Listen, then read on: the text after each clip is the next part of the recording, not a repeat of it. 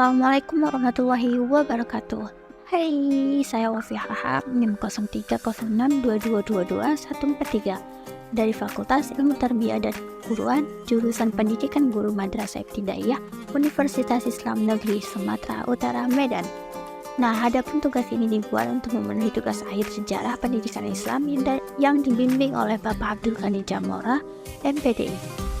Nah, baiklah, di sini saya ingin mengulik sedikit sejarah Libya dan masa perkembangannya.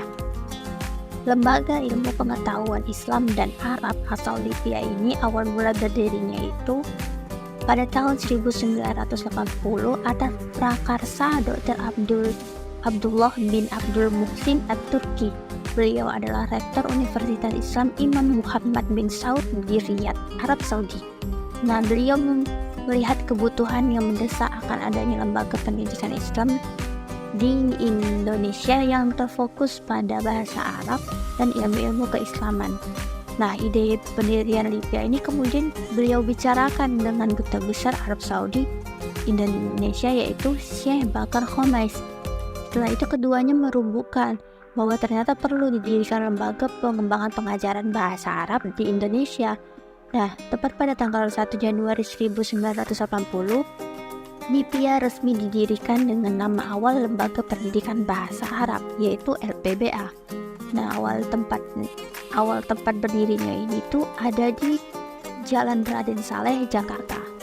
Nah, kenapa sih faktor didirikan dari Libya itu sendiri?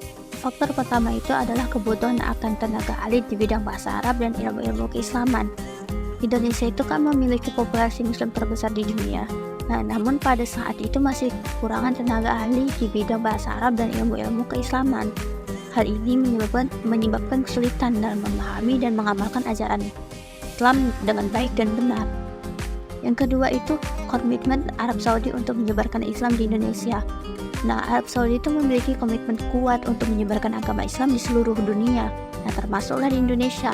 Libya didirikan sebagai salah satu upaya Arab Saudi untuk meningkatkan pemahaman masyarakat Indonesia tentang ajaran agama Islam. Lalu yang ketiga itu dukungan dari pemerintahan Indonesia. Nah, setelah dirancang nih, ternyata mendapat dukungan baik dan support baik dari pemerintahan Indonesia. Maka Libya sendiri mendapatkan izin resmi dari pemerintahan Indonesia pada tahun 1982. Nah, adapun tujuan didirikannya itu yang pertama, yang paling utama itu meningkatkan pemahaman masyarakat Indonesia terkait Islam, sudah pasti. Lalu yang kedua, melahirkan cendekiawan dan pakar-pakar Islam yang berasal dari Indonesia. Lalu yang ketiga itu memperkaya khazanah keilmuan Islam di Indonesia. Oke guys, sekarang kita bahas terkait perjalanan Libya dari masa ke masa menelusuri jejak ilmu di bumi pertiwi. Yang pertama itu lembaga ilmu pengetahuan Islam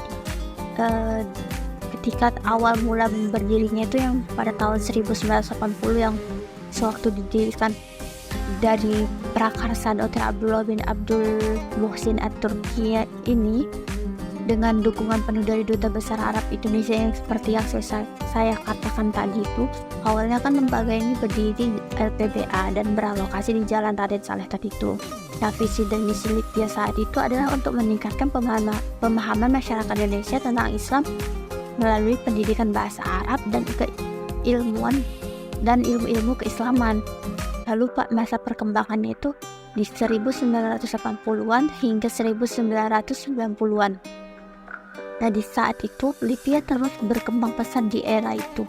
Kurikulum dan program studinya diperluas meliputi syariah, dakwah, dan pendidikan Islam.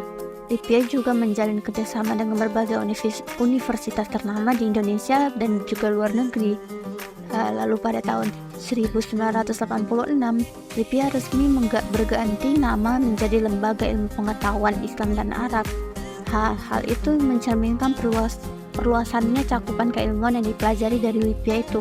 Bukan hanya pembelajaran bahasa Arab aja, melainkan juga keilmuan Islam yang lainnya. Lalu pada masa tantangan dan kemajuannya itu dari tahun 2000-an hingga saat ini. Nah, memasuki era milenium baru, Libya dihadapkan pada berbagai tantangan seperti perkembangan teknologi informasi dan komunikasi yang pesat dan perubahan global yang dinamis. Namun, Lipia tak gentar. Berbagai inovasi dilakukan untuk menjawab tantangan zaman seperti pemanfaatan teknologi dalam pembelajaran dan pengembangan program studi yang lebih relevan dengan kebutuhan masyarakat dan zaman. Lipia terus melahirkan alumni-alumni yang berkontribusi dalam berbagai bidang seperti pendidikan, dakwah, politik, dan berbagai hal lainnya.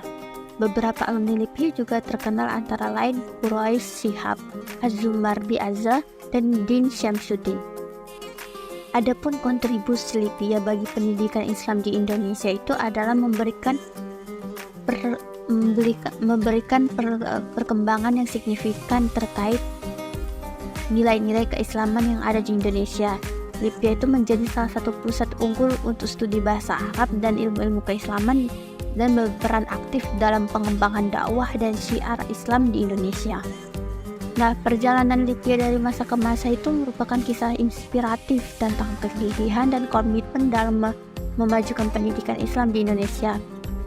Lipia telah memberikan kontribusi yang luar biasa bagi umat Islam di Indonesia dan dunia.